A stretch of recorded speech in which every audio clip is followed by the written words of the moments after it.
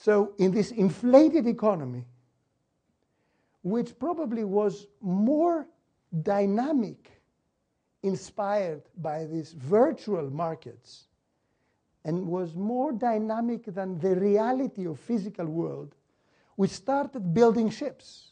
We started building ships. We started being very, not positive, very high thinkers. That if we build 10 ships, 15 ships, 35 ships, $100 million, $150 million each, then the world will be better for us. And the banking system, having an inflated amount of reserves of money, started financing the shipping community. The shipping community ordered. In order for the orders to be materialized, China started building shipyards and building shipyards and building shipyards in green fields. And we have reached the situation now that although the world economies are not in depression, nothing bad has happened to the world. The billions of people are increasing. More children are being born, which means more mouths to eat, more movements, more food, more televisions, everything, which would be healthy for the economy. Instead of having a flourishing shipping community in a growing economy, we are going through the most distressful,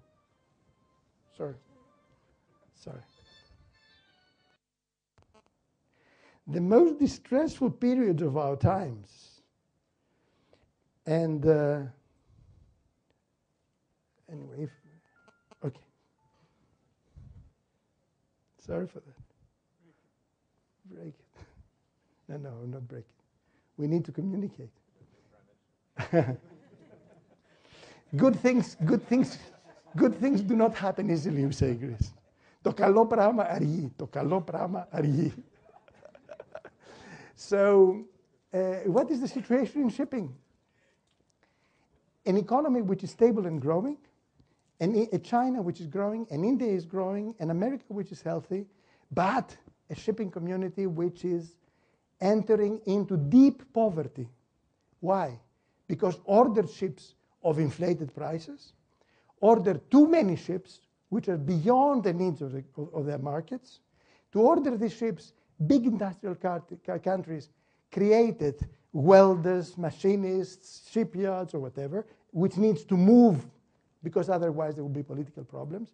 The banking system, having financed this industry at values which were high, and now the values are very low and are below the securitization amount which need to securitize the loans, and this is a big, big mess. So what is the market now?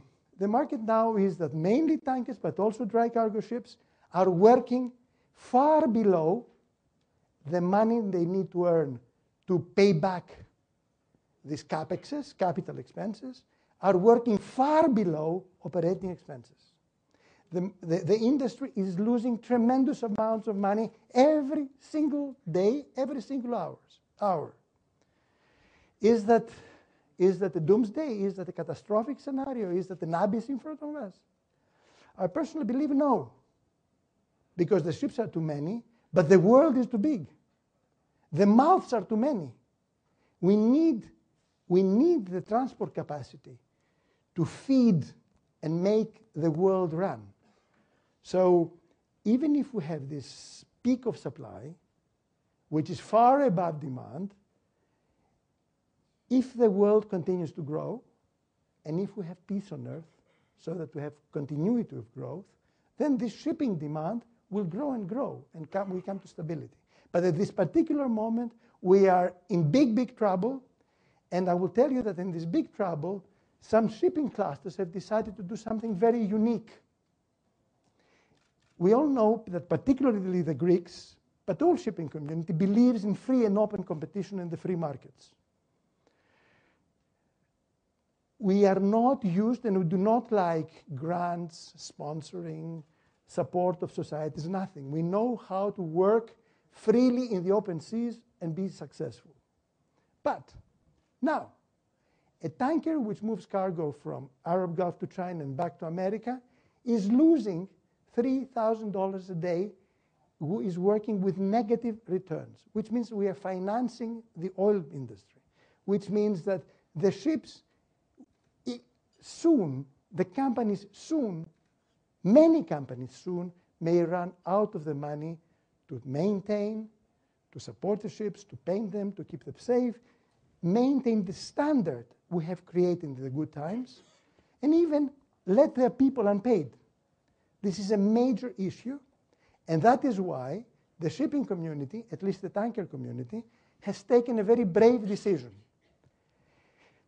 to raise and discuss with all the stakeholders involved, which means charterers, governments, insurers, yards, banks, put on the table the issue that this great industry we have created, which is of high quality, is running the risk to go down. Let's discuss what should we do in practical terms and in synergic win-win approach, because we have to face pragmatically the problem. So this is a situation as I see it in shipping, and as I experience it, and as we work for it. I'm sure later on analysts will go deeper into it. I said, I'll come to piracy. There are many mouths on the world to feed. There are many people who are in starvation, many people who are without water. If these people, if we work together with these people, if we work for these people to grow their standard of living, the transportation demand will grow. It is a totally self-centered interest. Shipping will be better. One of the areas in distress is Somalia, for a long time. Somalia is in a very critical geopolitical situation. It is the African Horn. All the transport of maritime transport goes through the channel. Somalia is here and can influence this area. Somalian people used to be and are fishermen. Bigger ships, steel-made ships, not the wooden rafts of the Somalis, started visiting and fishing in the Somali area. This made them very angry. And that is how they started to become aggressive. And they started fighting against the fishing trawlers. Then the way they're fighting against the fishing trawlers, they found that this was a nice hobby. And they liked it because they got and confiscated the fishing trawler. And then they said, that's another ship. Let's go and kidnap the ship. And they started earning money. And they now have created an industry which is becoming more and more sustainable as the time it goes by. The money and the funds going into the industry allow the Somalis to buy better ships, better ammunition, better arms.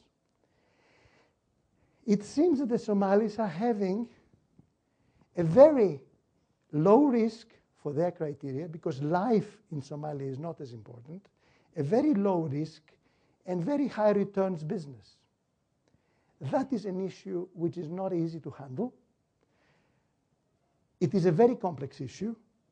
I mean, the NATO force, the States force which is there, the naval forces are in difficult situation about rules of engagement, what is an act of war, what is respect to a sovereign country, what is respect to human rights, who is authorized to go to take to court the pirates.